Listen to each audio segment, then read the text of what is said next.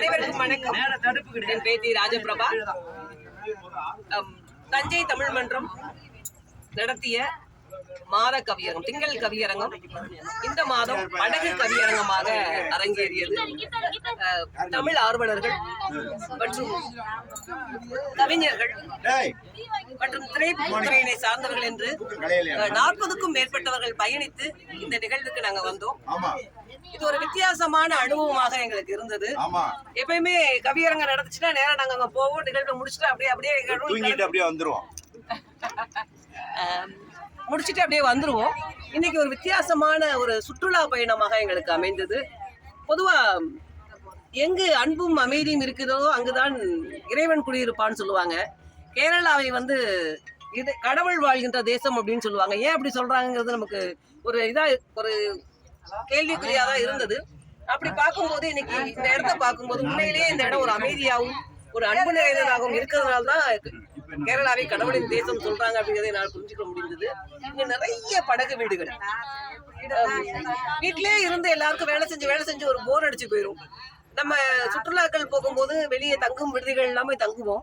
அது நைட்டு தூங்குவோம், எடுத்துவோம், முடிஞ்சிடுவோம். ஆனா ஒரு நீர்நிலையில நம்ம தங்குறோம் அப்படின்னு சொன்னா அது உண்மையிலேயே ஒரு எல்லாருக்கும் கிடைக்கக்கூடிய வாய்ப்பு அரிதுதான். எங்களுக்கு இந்த வாய்ப்பு இன்னைக்கு அமைஞ்சது. ஒரு சிறப்பான அனுபவம். நிறைய தமிழ் உறவுகளை சந்தித்தது. ஒரு மாநிலத்தை விட்டு இன்னொரு மாநிலத்திற்கு தமிழை கடத்தியதில் நாங்கள் பெருமகிழ்ச்சி அடைந்தோம்.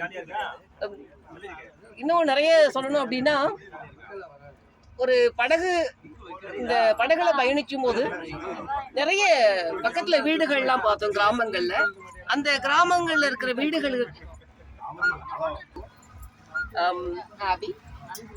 இதுல இன்னொரு வித்தியாசமான அனுபவம் அப்படின்னு பார்த்தோம்னா, நம்ம ஊர்ல எல்லாம் நிறைய தார் சாலைகளில் இருசக்கர வாகனங்கள்ல தான் பயணிப்போம்.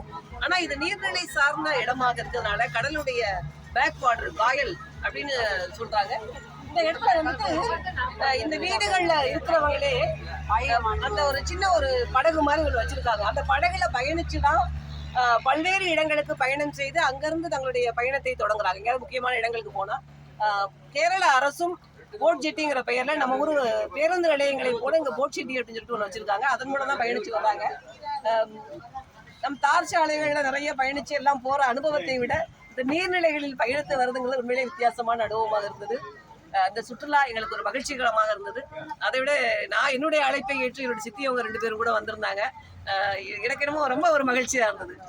என்னுடைய அம்மா அவங்க வரலைன்னா கூட அன்னைக்கு இணையானவர்கள் தான் சிற்றனைகள். அவர்களுடைய வரவும் கூட எனக்கு ரொம்ப மகிழ்ச்சியா இருந்தது. அவங்களும் கூட ரொம்ப சந்தோஷப்படாங்க. இனிமேல் நடந்தா இந்த மாதிரி நிகழ்வு வரும்போது சொல்லுங்க, நாங்களும் வரேன்னு சொன்னாங்க.